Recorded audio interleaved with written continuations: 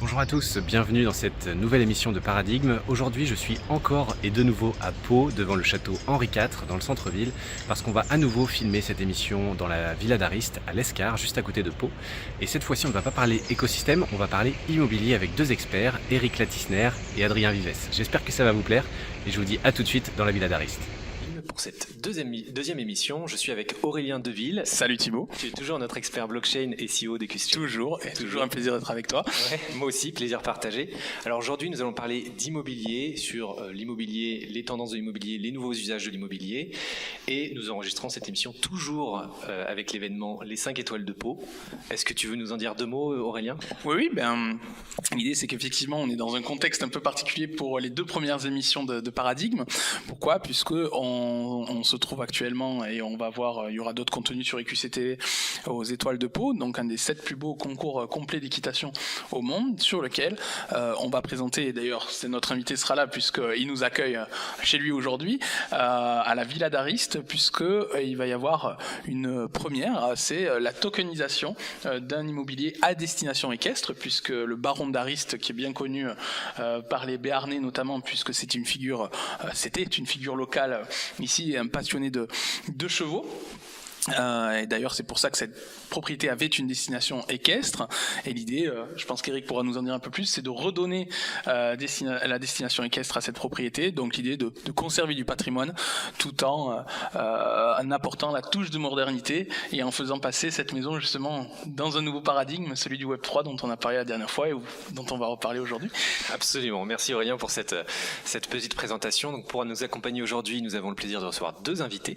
Adrien Vives, président du club d'affaires privé Le Vestiaire de l'Immobilier et directeur général associé de Urbadéquate, qui est, je cite, l'opérateur immobilier des villes de demain. Bonjour Adrien.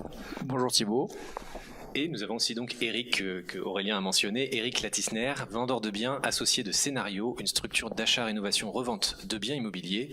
Scénario est actuellement en train d'opérer un projet de tokenisation, tu l'as mentionné Aurélien. Bonjour Éric. Bonjour Thibaut. Et j'ai oublié de le préciser, mais tu es aussi également président Béarn Haute-Pyrénées du syndicat professionnel immobilier UNIS. Exactement. Alors pour démarrer cette émission sur l'immobilier, je vous propose que l'on balaie en quelques minutes les tendances en cours et à venir. Et Adrien, je te donne la parole pour ce sujet.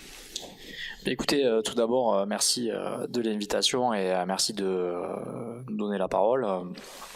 Écoutez, donc comme vous l'avez précisé, je représente un club d'affaires privé, le Vestiaire de l'Immobilier, qui réunit de nombreux professionnels de l'immobilier, majoritairement en Île-de-France.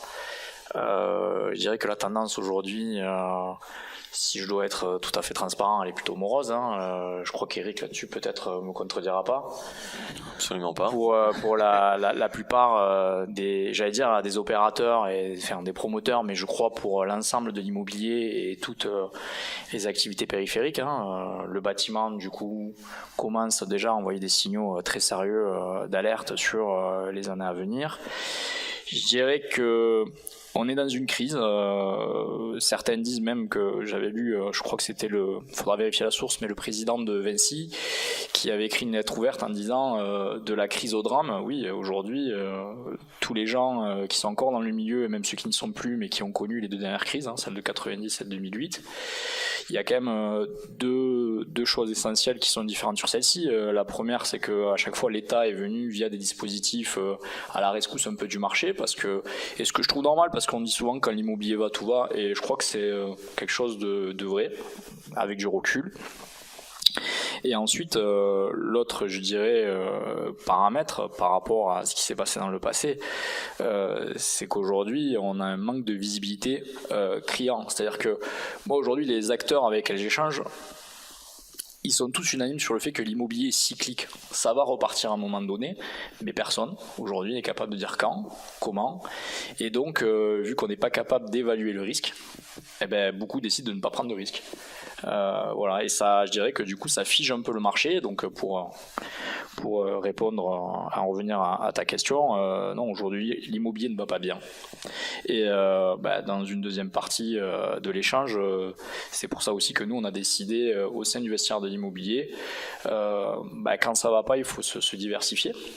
et de commencer à regarder très sérieusement quelles pourraient être les solutions, notamment pour, alors le terme il est un peu fort, hein, faut pas le galvauder, mais se substituer, on va dire, au mode de financement traditionnel qu'on peut connaître. Le compléter, oui.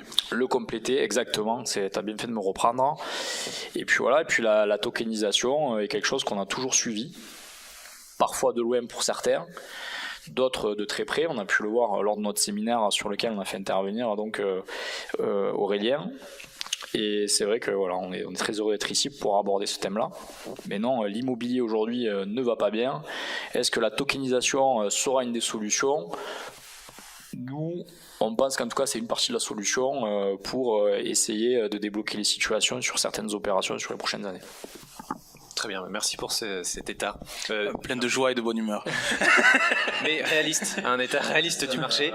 On parle de milliers de licenciements à venir, hein, que ce soit, et de je sais pas combien de dépôts de bilan sur des boîtes de bâtiments.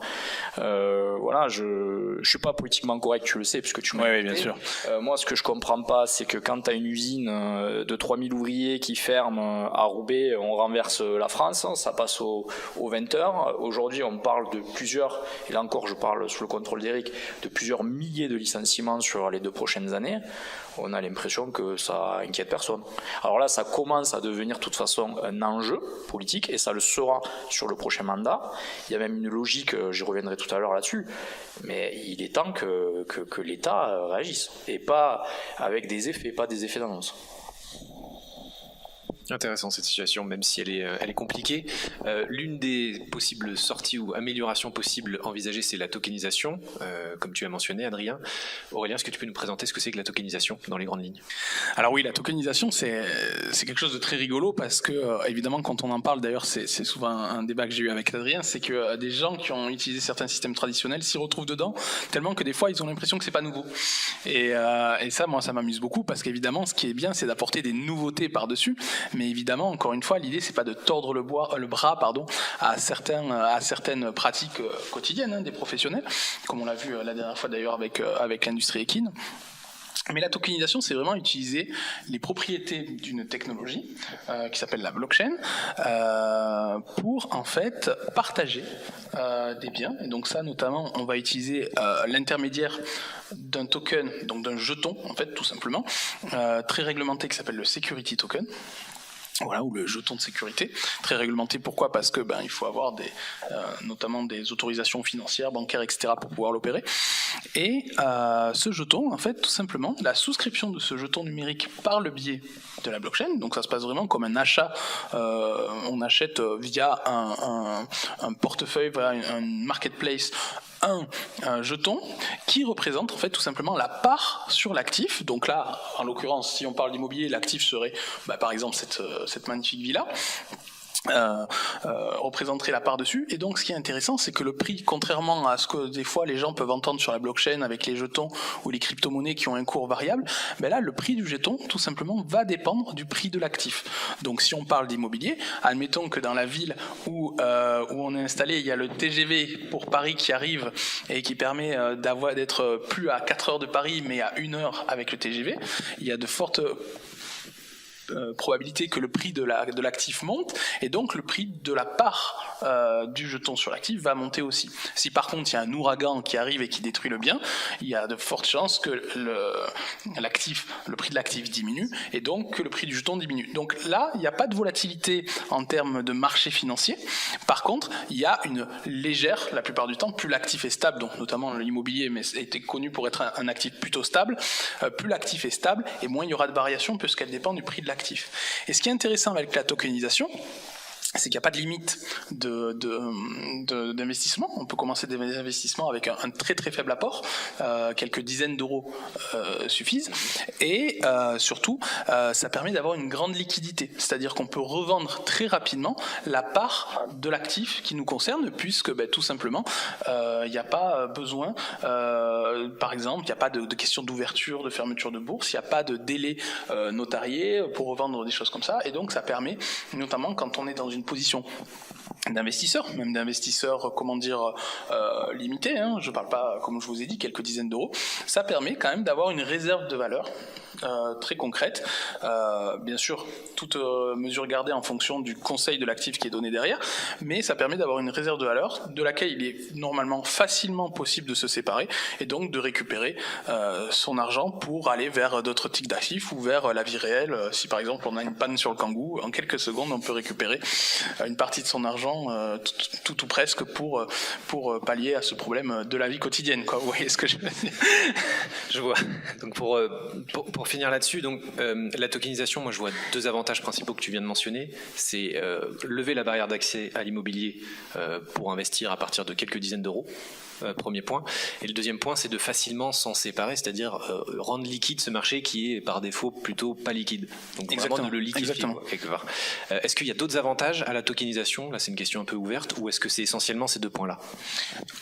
Est-ce que vous voyez d'autres avantages ou peut-être alors moi, je vois pas. Enfin, déjà, j'avais une question parce que bon, on est aussi des professionnels de l'immobilier, on se doit aussi d'avoir un discours clair et je dirais, on a un devoir de conseil. Sur l'exemple que tu as donné sur la volatilité, tu donnes un facteur exogène qui est l'arrivée du TGV. L'arrivée du TGV, quelque part, tu peux peut-être voter pour une municipalité qui va le soutenir, mais en soi, toi, individuellement, tu as très peu d'emprise sur ça. Tu donnes l'exemple de l'ouragan, qui est un très bon exemple, sauf que l'ouragan, je te pose la question parce que le token m'intéresse vraiment, théoriquement, la bâtisse, elle est assurée. Oui, tout à fait. Donc tu n'évalues pas vraiment ta valeur.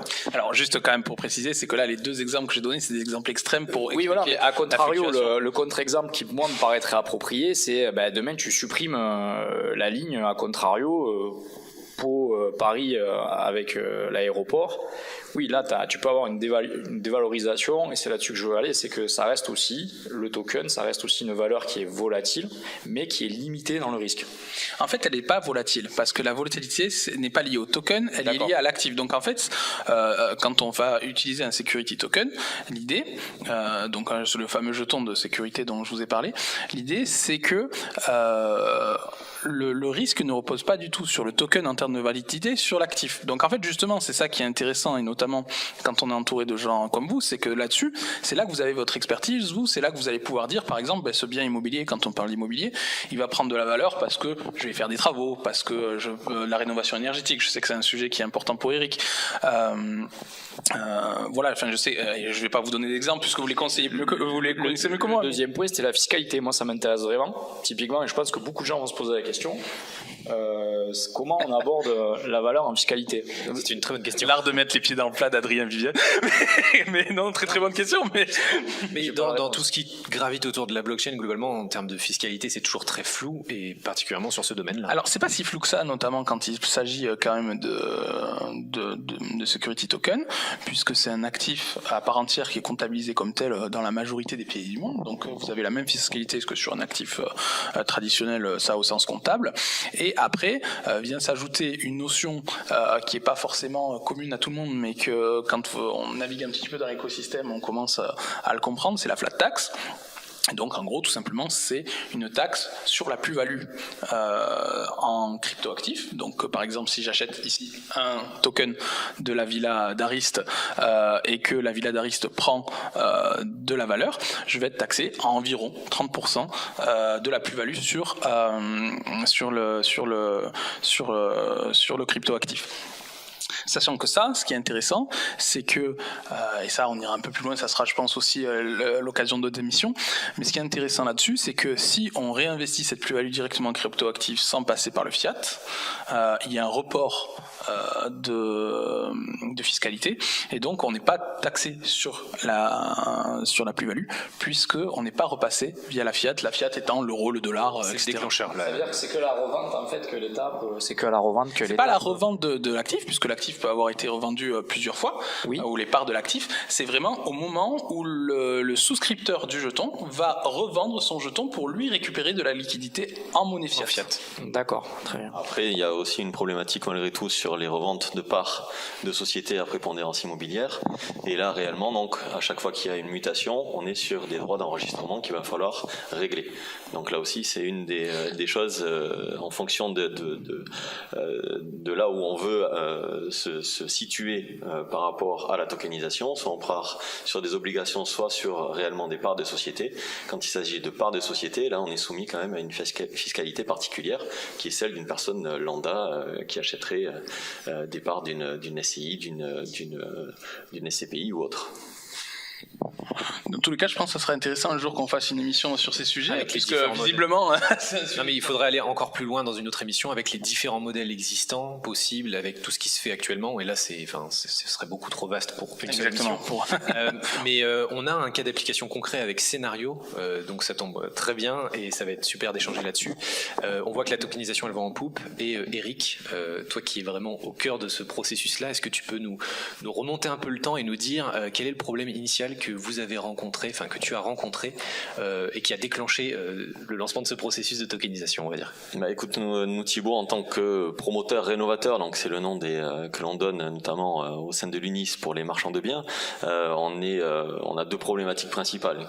La première est celle de trouver des biens qui soient, ma foi, fort rentables suite aux diverses modifications qu'on va pouvoir apporter, et également trouver un financement.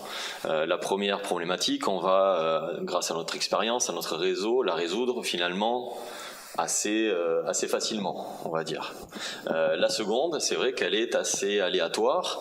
Le financement, finalement, à l'heure actuelle, comme disait Adrien, c'est quelque chose qui est compliqué à obtenir. Les banques se font un petit peu tirer l'oreille pour les professionnels comme pour les particuliers d'ailleurs. Les taux ont augmenté de façon considérable ces dernières années et pour les professionnels encore plus. Donc l'accès véritablement à la ressource financière vient poser problème. Je vais te donner un petit exemple. Pour moi, il y a trois choses à mettre en place. Il faut être au bon moment, au bon endroit, face à la bonne personne. Moi, la seconde fois que j'ai acheté en tant que professionnel un bien immobilier, on était en 2009. Je me rends donc dans les bureaux du banquier et ce dernier, en fait, écoute ma présentation. Il se montre très enthousiaste. Donc, j'étais, on va dire, au bon endroit puisque c'était une banque qui finançait des professionnels. J'étais face à la bonne personne puisqu'elle a été réceptive vis-à-vis du projet que je lui promettais, mais je n'étais pas là au bon moment. En effet, donc cette banque, en sortait de 2008, de la crise immobilière, ne voulait plus avoir de nouveaux clients. Donc si on arrive à avoir ces trois choses, on passe partout. Quasiment. Seulement, donc, pour avoir ces trois choses, il y a une question de probabilité qui est là pour dissuader certains ou au contraire, pour les plus persévérants, on va passer énormément de temps. Donc là où je veux en venir, c'est que pour nous, la problématique, en plus de ce que je viens de te dire, c'est le temps. Le temps est réellement notre ennemi et on va voir par la suite donc comment est-ce que finalement la tokenisation va nous permettre de gagner du temps. D'accord. Et comment cette tokenisation est venue dans ton esprit? Est-ce que c'est à base de recherche? Est-ce que c'est via ton réseau que ça a été évoqué? Comment ça s'est passé? Moi, ça a été, oui, effectivement, à base de recherche, à base également donc du syndicat immobilier donc de l'UNIS. On a un pôle qui est avec les nouvelles technologies assez présent. On va notamment sur des salons comme le Rent ou autres, et on a une capacité à être au contact, on va dire, des nouvelles technologies. Donc ça, c'est très important. Et ensuite, derrière, cette tokenisation, elle est venue un petit peu à moi par ma rencontre avec Aurélien. On a pu échanger, on a pu partager. Il s'est montré enthousiaste vis-à-vis de l'immobilier. Je me suis montré enthousiaste vis-à-vis de cette solution que je connaissais de par des vidéos ou des podcasts comme celui que tu présentes d'ailleurs. Mais hormis cela, c'est vrai que c'est difficile d'avoir un accès réel à cette technologie. Et après, donc, en s'intéressant à l'immobilier, on a certaines sociétés malgré tout qui ont été précurseurs dans le domaine, comme Realty, et qui ont ouvert des portes à des investisseurs, à des petits porteurs qui s'intéressaient à l'immobilier. Donc c'est par cet ensemble de choses que je suis venu à la tokenisation et à la blockchain, puisque pour moi en fait la vraie solution c'est la blockchain et pas spécialement la tokenisation. C'est ça qui m'intéresse le plus. D'accord. Et tu es clairement passé à l'action maintenant, parce que du coup on est dans cette demeure magnifique. Est-ce que tu peux peux nous parler juste un peu de la propriété et pourquoi ça t'a convaincu de tokeniser ce bien? Bah écoute, tu vois, la propriété, on a un décor qui est des années fin 18e, fin 19e, on va dire. La propriété date à peu près des années 1850. On avait un baron donc qui était assez influent, qui a été député pendant de nombreuses années, sénateur, qui a été maire également de la ville pendant plus de 30 ans, qui a construit un château et des dépendances. Ici, nous sommes dans des dépendances avec une maison de maître. Au fur et à mesure, donc, la personne a décidé de partir de son château pour vivre dans les dépendances. Pourquoi ? Parce que c'était quelqu'un qui était passionné par les chiens et les chevaux. Donc ici, on avait une propriété équestre, on a une dizaine de box pour chevaux à côté, et on est dans un environnement surtout d'une ville de 150 000 habitants, réellement au sein de l'agglomération, hein, à l'intérieur de la rocade, et on est à plus d'1,5 hectare ici sur le domaine, avoir ce type de biens à disposition, c'est quelque chose d'extraordinaire. Et le fait de rencontrer donc Aurélien avec EcusChain, qui est la maison mère, on va dire, qu'il représente et qui a une vocation à venir tokeniser des biens et en tout cas être sur le domaine équestre, nous a fait nous mettre en perspective, on va dire, de venir s'intéresser plus particulièrement à ce domaine pour en faire le premier bien tokenisé de la plateforme et je crois au niveau un petit peu mondial également, puisque ce sera une première qui sera réalisée sur ce domaine d'activité. D'accord. Et donc, c'est très intéressant du coup ce lien qui s'est créé entre EcusChain et la tokenisation de ce bien immobilier. Est-ce qu'il y a eu besoin de se former, de trouver certaines compétences? Est-ce que tout était du coup EcusChain a apporté justement toutes ces compétences? Comment ça s'est passé pour lancer vraiment la manip? C'est pas le tout de dire je vais tokeniser un bien. Derrière, quand il faut mettre les mains dans le cambouis, il y a beaucoup de choses qui ont été apportées par EcusChain ou est-ce qu'il y a eu d'autres? Bien sûr. Je pense que comme Adrien, on suit ces évolutions, mais on n'est pas à fond dedans. Nous, notre cœur de métier, c'est vraiment l'immobilier, c'est la pierre, c'est mettre les mains dans le cambouis, mais de ce côté-là. Du côté technique, là, moi, j'ai aucune compétence, on va dire, donc je me repose sur ce qu'a déjà mis en place cette société, et ça ne sert à rien de venir inventer une deuxième solution alors qu'on a à disposition quelqu'un qui a fait ses preuves. Moi, j'en ai pas la compétence, j'en ai pas l'envie, et je vais pas être la valeur ajoutée nécessaire dans ce domaine d'activité. Donc moi, la formation, elle se fait par Aurélien, par EcusChain et par les enseignements qu'il dispense par ailleurs. Elle se fait par, encore une fois, des recherches personnelles sur le web, hein, tout simplement. Hein. On apprend quand même pas mal de choses. On voit également où en sont certains concurrents. On se rend compte que, nous, même si on est plutôt dans l'immobilier, il y en a d'autres qui sont vraiment plutôt techniques.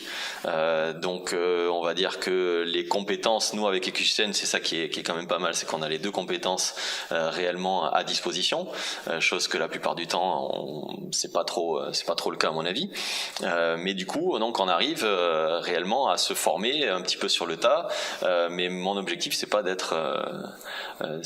demain de tokeniser moi-même un bien immobilier. Et d'ailleurs, si je peux me permettre, encore une fois, c'est un profil très intéressant et qu'on retrouve aussi chez Adrien et qu'on a retrouvé lors de notre dernière mission chez des gens comme Catherine, c'est que on n'est pas face à des gens, et c'est parfois plus difficile, hein, parce que Adrien par exemple c'est quelqu'un qui a du répondant et est super là-dessus, et Eric aussi, mais c'est que c'est des gens qui sont pas arrivés à la tokenisation convaincus de la blockchain. C'est pas des gens qui sont en love de cette technologie et qui du coup vont essayer d'y pousser un cas à l'intérieur. En fait, on est contraint d'y venir. Exactement. T'as tout à fait raison. C'est-à-dire qu'on arrive parce que on est dans une situation complexe. Juste, moi, je voudrais quand même. T'as dit 3 avantages de la tokenisation. T'as dit que c'était liquide. T'as dit aussi que ça ouvrait les portes aussi à pas mal d'investisseurs, de petits porteurs. Mais il y a aussi un troisième avantage qui pour moi est quand même crucial, c'est que d'abord vraiment félicitations Eric pour cette opération, parce que tu vois, c'est quelque chose que je trouve qui fait sens. Rénover le patrimoine ancien. On minimise, je crois, souvent l'importance du patrimoine dans notre histoire aujourd'hui, dans notre environnement. Et typiquement, dans ce cas-là, presque la tokenisation, la blockchain, devrait presque être reconnue d'utilité publique. Enfin, heureusement que des bâtisses remarquables comme celle-ci, il y a des gens courageux comme Eric qui sont attachés à leur terroir, à leur patrimoine, qui se retroussent les manches. Parce que clairement, il y a une âme derrière tout ça, parce que Eric, je connais bien son métier, on a souvent discuté, c'est quand même un sacré challenge, hein. Je peux vous dire que tout le monde ne le ferait pas, il y a une part de risque qui est importante. La preuve, c'est que je pense que si une banque traditionnelle finançait, et là il y a un vrai sujet, mais on y reviendra plus tard, c'est limite pas normal aujourd'hui, alors tant mieux qu'il y ait la tokenisation, mais c'est pas normal que pour refaire vivre l'histoire d'une commune, parce qu'il y a clairement un caractère historique, on n'est pas des banques qui soient quasi dans l'obligation de financer, hormis quand il y a des dispositifs fiscaux au service des plus aisés. Donc non, je crois que pour le coup, il y a quand même un troisième avantage majeur sur la tokenisation, c'est de participer, et j'espère que cette opération fera sens, à la rénovation de notre patrimoine et à la préservation de notre histoire. Et encore, bravo Eric là-dessus, vraiment. Bien sûr, mais ça c'est vrai qu'on l'a vu aussi en échangeant finalement sur le 5 étoiles. Par exemple, hier, il y avait la soirée donc inaugurale et en parlant un petit peu avec les professionnels, on s'est rendu compte également de ça. C'est-à-dire qu'actuellement, vous avez pas mal de centres équestres qui doivent être rénovés. Or, les propriétaires, le cheval, ça va, ça vient. On n'est pas non plus sur une activité forcément linéaire. Donc, ils n'ont pas toujours la possibilité de pouvoir rénover comme ils le souhaiteraient leur centre équestre et venir finalement tokeniser une partie de ce centre équestre pour réaliser ces travaux. C'est quelque chose qui peut faire sens également, d'après moi, et qui peut leur apporter cette bouffée d'oxygène qui est absolument nécessaire en réalité aujourd'hui. Et oui, parce qu'un centre, on va partir sur un exemple même de façon générale en immobilier, on vient acheter un actif qu'on va mettre en location, mais on n'a pas de trésorerie derrière. Sans trésorerie en immobilier, on ne fait rien de toute façon. Et tout la majorité des business d'ailleurs. Ouais, mais là c'est encore plus vrai parce qu'en fait c'est un cercle vicieux qui fait que au fur et à mesure, ton bien il va se dégrader, t'as pas les moyens de venir le rénover. Qu'est-ce qui se passe? Tu vas prendre des locataires finalement si c'est un produit d'investissement qui vont être de moins bonne qualité, qui vont peut-être être dégrader le bien. Alors tout le monde, c'est pas parce que ce sont des locataires avec moins de moyens qui vont forcément dégrader le bien, mais on va dire que parfois ça peut arriver. Ce bien, une fois qu'il est absolument dégradé et qu'on ne peut plus le rénover, qu'est-ce qu'on en fait? Si on vient le revendre, il a perdu de sa valeur. Si on vient à vouloir le rénover, on ne peut pas, on n'a pas les fonds. Bref, là on se retrouve face à une impasse. Et là, la trésorerie en immobilier, je peux te dire que si tu n'as pas de trésorerie, c'est quand même extrêmement compliqué. Mais d'ailleurs, juste, je t'interromps sur un point qui est très important quand on parle du cas scénario, et nous on l'a déjà vu aussi parce que en tant qu'Ecuchain, on accompagne aussi scénario sur de la finance, on va dire plus traditionnelle que la tokenisation. Et ce qui fait vraiment la différence pour scénario par rapport à d'autres solutions, c'est que scénario a déjà acquis le bien, ou là en l'occurrence est en train d'acquérir le bien avant l'opération de tokenisation. Donc on est vraiment sur un mix, on va dire, de finances. C'est quoi? C'est du refinancement en fait. En fait, c'est-à-dire que c'est vraiment sur l'acquisition de la partie dont parlait Eric, de l'acquisition de la partie de cash flow oui, sur tout ce qui va concerner finalement le produit les fonds nécessaires pour la rénovation. Les fonds nécessaires qui vont permettre d'améliorer le bien. C'est-à-dire que le bâti, il a acheté, pour comprendre bien, Eric a acheté le bâti, et aujourd'hui, ce qu'il va venir chercher via la blockchain, c'est les fonds nécessaires pour le sublimer, pour le valoriser. Exactement. D'accord. Le bâti, tu l'avais déjà aché. Exactement. Là, on est en train de participer à tout cela, mais effectivement, l'idée, c'est ça. Les fonds nécessaires de mal de ta banque. Donc il y en a. Comment? Je voulais pas dire de mal de ta banque. Ah non, on a cité personne. C'est très bien. Mais sachant que sur des bâtiments du patrimoine, d'ailleurs, si je dis pas de bêtises, parfois les fonds pour le sublimer sont supérieurs en fait aux fonds investis à la base. Tout à fait.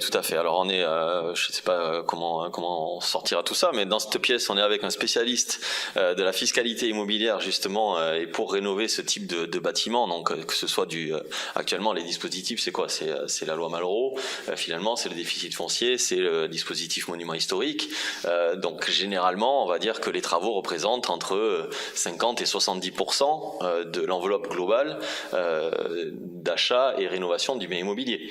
Donc ça veut dire que ça représente énormément d'argent qu'il faut venir injecter pour redonner vie à une bâtisse qui parfois est restée sans habitants, sans âme pendant X dizaines d'années. Donc c'est vrai que les sommes englouties font peur, depuis le Covid encore plus, et parfois les banques ne sont pas là non plus quand il y a trop de travaux, on va dire qu'elles se font beaucoup plus tirer l'oreille que quand elles ont un bien déjà à disposition et sur lequel elles peuvent prendre une hypothèque finalement sans trop prendre de risques derrière. D'accord, bah écoutez, c'était très, très intéressant. Ce que je retiens moi de tout ça, c'est que déjà bravo pour ce côté pionnier dans l'industrie immobilière, c'est quand même quelque chose d'assez fou et ça va permettre peut-être de lancer d'autres personnes, d'autres profils qui seraient intéressés. J'espère, et puis sans te couper Thibaut, on est là sur une propriété équestre, mais demain l'idée c'est de venir développer ça à l'ensemble de l'immobilier encore une fois. Absolument. Et justement pour terminer cette émission, est-ce que tu envisages potentiellement à long terme de tokeniser d'autres biens ou du moins est-ce que dans ton entourage, ça a donné des envies à d'autres personnes?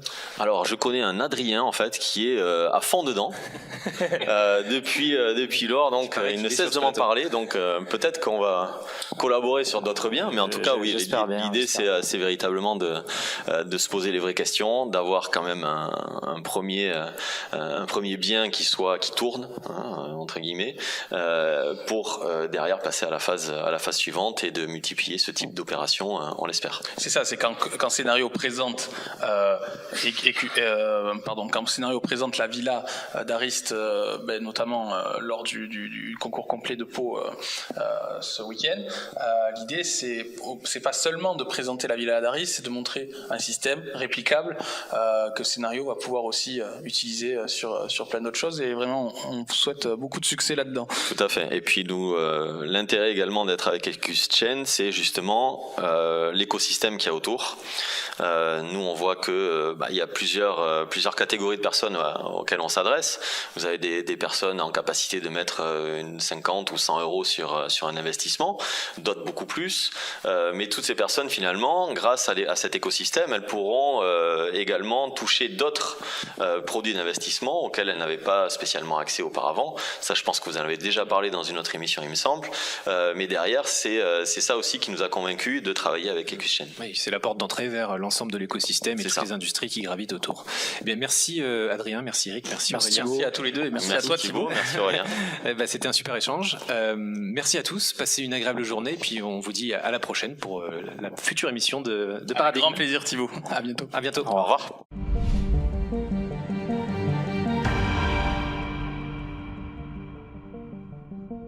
Thank you.